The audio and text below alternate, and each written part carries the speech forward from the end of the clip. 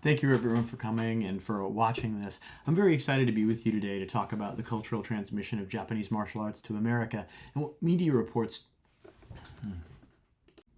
Thank you everyone for coming. I'm really excited to be with you today and to talk about the cultural transmission of the Japanese martial arts to America and what media reports at the time from 1900 to 1906 can tell us about the way identities were formed and shaped at that time. I think this could have real implications for access to sport. The Japanese martial arts that are known as Jiu Jitsu and Judo came to America at the turn of the 20th century. In a very short period of time, these grew from exoticized entertainment to front page news across the entire United States. The evolution of this news coverage in the earliest years can tell us a lot about how the Jiu Jitsu fad affected culture, from sport to health to politics, in a lasting and significant way. This examination of media reports reveals motivation, meanings, and purposes held by people training and teaching Jiu Jitsu, from average Americans to President Theodore Roosevelt, who famously took up the practice in 1902. Within 5 years, Jiu Jitsu had captured the public imagination, generating mainstream press coverage throughout every geographic region in America. Within a century, these martial arts would bring sweeping change to America's cultural, sportive, and entertainment landscape. This was an important set of changes, and the evolution of news coverage during these earliest years, from the first instructor coming in 1900 to the first wave of instructors leaving in 1906, can tell us a lot about the cross-cultural transmission of sport and self-defense. The news reports at the time shows how the jiu-jitsu craze affected American culture and our notions of social identity. I wanted to see how press portrayals of these new cultural imports would influence the public discourse. This led to these questions about how media coverage depicted jiu-jitsu and its practitioners, as well as how people used those media themes and message frames to form individual and collective identities. In order to do this, I used the Library of Congress's Chronicling America edition of local newspapers, which is a database of local newspapers in America, and I examined all of the articles that referenced jiu-jitsu from 1900 to 1906, which was a total of almost 2,400 articles. For context, I also examined the Theodore Roosevelt Center archive to see the president's letters about private depictions of these public events. This comprehensive analysis of early media messages created the opportunity for a discourse analysis that examined how social identities functioned within categories such as race, class, and gender, and how the interplay between those categories affected both who had access to jiu-jitsu, as well as how people within jiu-jitsu were portrayed, both individually and externally. This paper takes an intersectional approach to examining representations of social identity in media, sport, and society.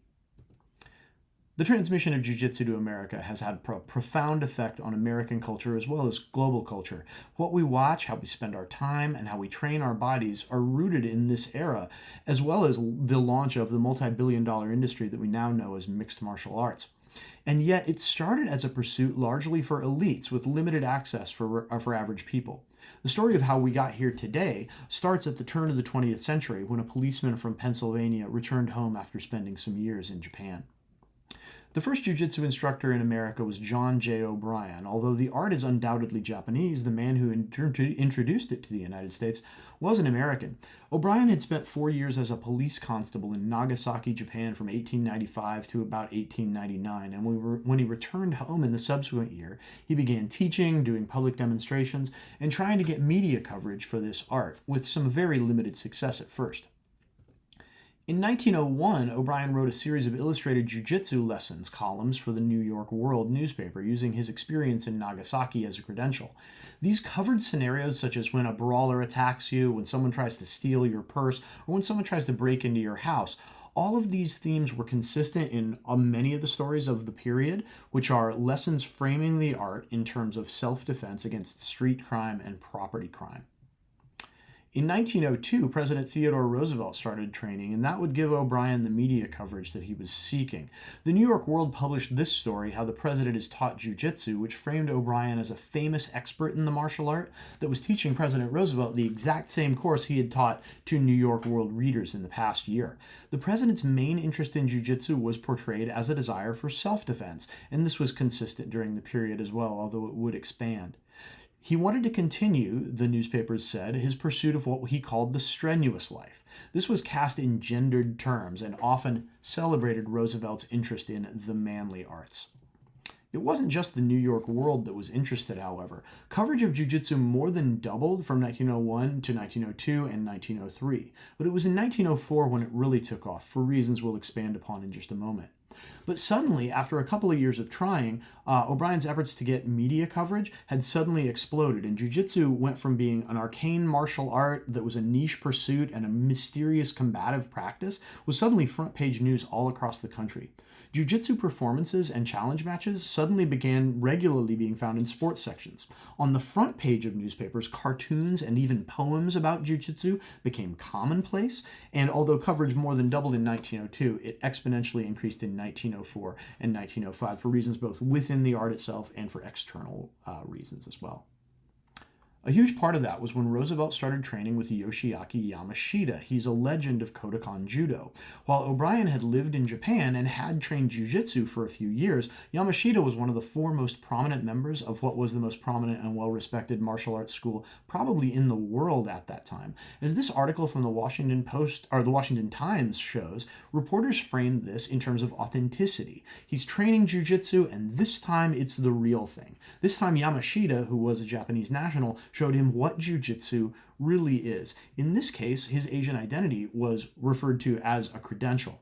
One other note about terminology. Yamashita was teaching judo, which was a martial art that grew out of jiu-jitsu and was founded by Jigoro Kano in the 19th century. But although he was teaching judo and O'Brien was teaching jiu-jitsu, the vast majority of press reports made no distinction between the two arts, referring generically to everything as jiu-jitsu. This is unsurprising given that this was a story about a newly introduced art from a different culture. Equally unsurprisingly, it was exoticized and racialized. Japanese identity was a marker of authentic jiu-jitsu, and the traits of authentic jiu-jitsu would be portrayed in an evolving fashion. Many of these portrayals define what Edward Said called Orientalism. They cast jiu-jitsu as not just an arcane and mysterious, but also a valuable, deadly, and effective art. Most stories like this one framed jiu-jitsu as a secret art that had been guarded by the Japanese for more than 2,000 years. As the only jiu-jitsu instructor in Japan or in America for a brief period of time, O'Brien was cast in these stories as an initiate into a secret society known as the Embokwai. In reality, that's a garbled reference to the Japanese term embukai, which means public martial arts demonstration. But these types of media narratives added to the myth of jiu-jitsu as a bone-breaking, life-taking art that was mysterious, as opposed to a sport with defined rules, like the combative arts that Americans were familiar with in terms of wrestling and boxing. Additionally, Roosevelt was framed as an intrepid student, a strong and masculine leader who was using this new dangerous martial art for self-defense. The cartoon on the left by the influential sports writer Robert Edgren shows Roosevelt teaching his boxing instructor, Professor Donovan, wrist locks, casting the martial art as a deadly effective thing and something that Americans hadn't seen before. In addition to that, the Birmingham Age Herald talked about how dangerous Roosevelt was becoming with this new knowledge, saying, "President Roosevelt will soon become so formidable that there will be no further necessity for Secret Servicemen." The Providence News says that only a man wholly insane would try to assault the president with his new skills. In large part due to Roosevelt's influence, jiu-jitsu began in America as an upper-class and gendered practice, mostly for the wealthy and socially powerful. In addition to journalists portraying Roosevelt as an influential practitioner, the New York Sun noted in 1904 that just as horseback riding had become more popular once Roosevelt started doing it, that now he's doing jiu-jitsu, and I quote, "under the influence of his example, has become a popular fad in Washington." But not just as an influential practitioner, he was portrayed as a gatekeeper, ensuring what was taught to Americans was effective by personally inspecting instructor quality. This Times Dispatch story from 1904 shows the president setting up a challenge match in the White House between Joe Grant, an American catch wrestler, and Yoshiaki Yamashita.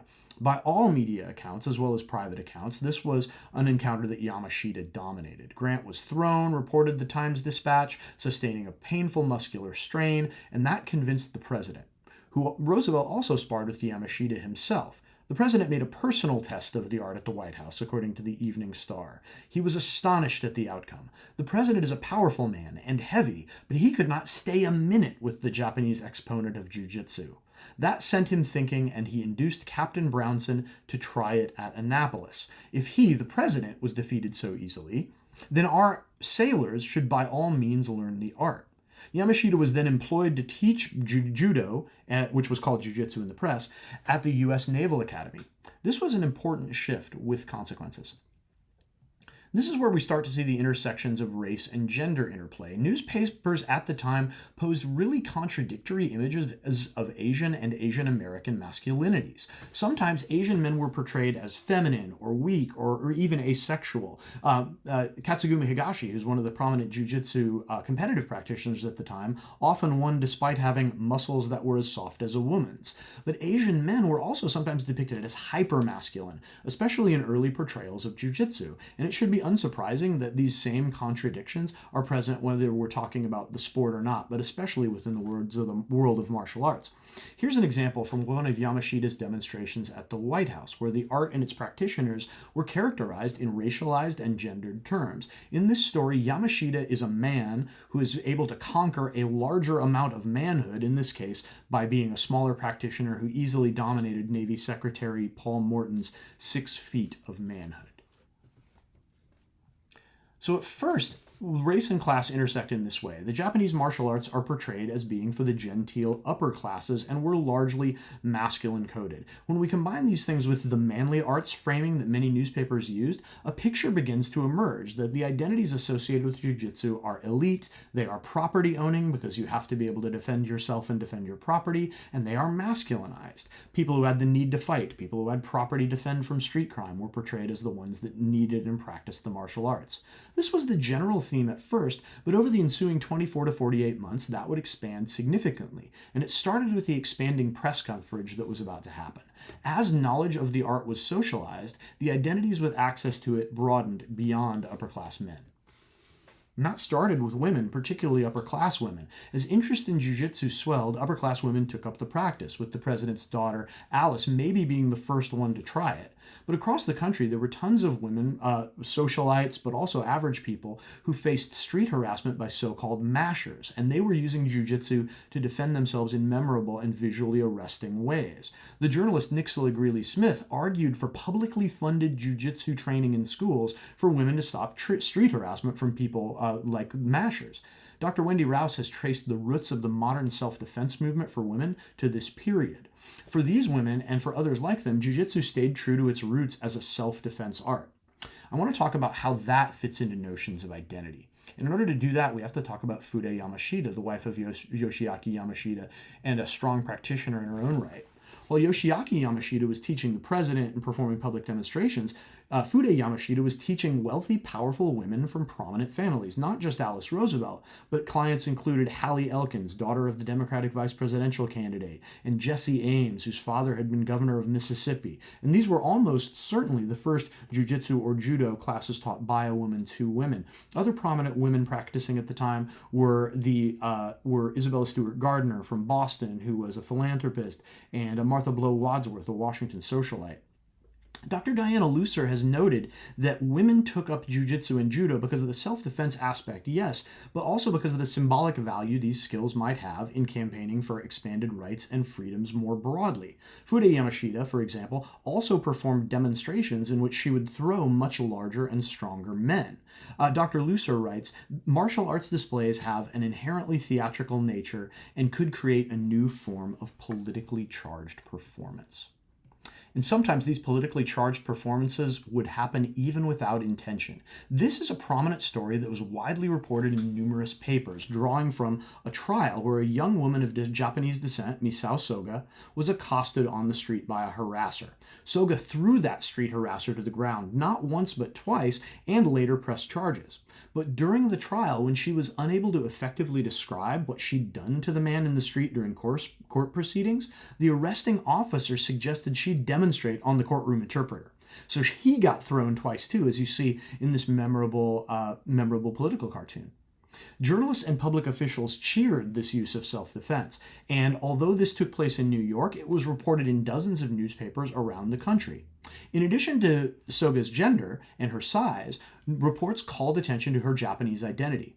It's notable that both Fude Yamashita and Misao Soga, their Asian identity is noted, but it is not deployed to diminish their authority or agency. In this case, the magistrate judge who covered the trial is quoted as saying, "He wished our American girls knew jiu-jitsu to this level." The very next month, the journalist Mary Gould Lytle, writing in the Topeka State Journal, said that American girls should take up Soga's example and eschew their luxurious living in favor of the physical prowess that was manifested in jiu-jitsu training.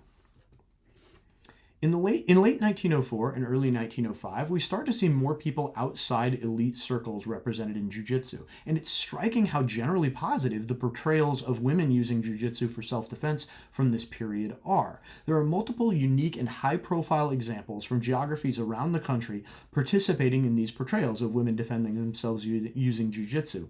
Even papers that longed for so-called traditional values still had a kind word from women who used jiu-jitsu and trained it for self-defense. For example, this article from the St. Paul Globe on January 15, 1905 says that, of course, there is something repellent in the thought of one of the gentler sex engaging in fistic combat, therefore framing that traditional values would not have women training martial arts. However, the article went on, but the jiu-jitsu is scientific and sure, and the claim is made for it that it is also graceful. Surely there is nothing objectionable, therefore, it concludes, in the modern woman acquiring the method and dealing with oglers as they deserve. Old-fashioned people regret the passing of the clinging vine type of woman, but the clinging vine would be out of place in the hurly-burly of modern life. The strenuous times demand a more strenuous type. Things were changing. Instead of just the self-defense theme, jiu-jitsu was soon depicted as a sport you can play. So in addition to women using those identities that were described by the St. Paul Globe and constructing the identity of the self-defense practitioner as a modern and independent woman that could participate in the strenuous life and be graceful while still defending herself, jiu-jitsu would also be framed for other use. It was soon depicted as a sport you could play, a thing you could watch to entertain yourself, and a fitness tool you could use for your lifestyle. Initially, what had been an arcane and deadly practice, practiced by an elite few, now had a broader audience and was establishing a broader purpose. Here, too, President Roosevelt played a tangible role. Stories came out explaining that Roosevelt wasn't just using the art to defend himself, he was using it to lose weight, too. But the reframing expanded beyond Roosevelt and across the art more generally, including people who may not want to have been perceived as fighters.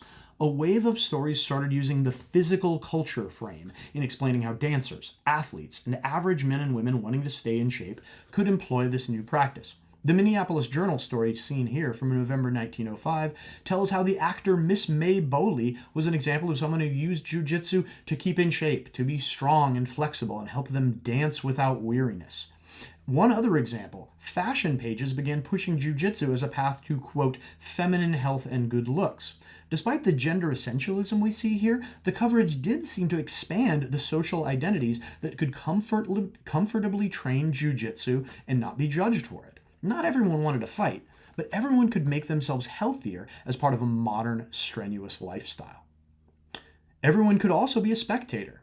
Today, we live in a world where people train martial arts for more than simply self-defense, and millions of people who don't participate in martial arts themselves at all watch combat sports for entertainment. How did we get here? It started in part with vaudeville performances. With the jiu-jitsu craze in full swing in 1904 and 1905, martial artists began training and touring with singers, comedians, acrobats, ventriloquists, and other acts. There would be demonstrations of the art's throws, submission holds, and other techniques. There would often be challenge matches between jiu-jitsu athletes and wrestlers or boxers. The martial arts historian Joseph Smith has argued that these barnstorming shows were the model for the modern Ultimate Fighting Championship, which was expanded in 1993. Scholars like Ryan Swanson have also noted that Roosevelt inspired a new age of American athletic pursuits, such as horseback riding, as well as America hosting the Olympics for the first time and starting the first baseball World Series. Likewise, this period of time helped build a sporting culture for martial arts, and media depictions played a key role in that. Robert Edgren, an influential sports writer, columnist, and the illustrator behind that memorable Roosevelt image we saw before of him wrist-locking his boxing instructor, started to laud the virtues of jiu-jitsu when promoting matches. He helped build the fame of Katsugumi Higashi, who was the first competitive jiu-jitsu star in America.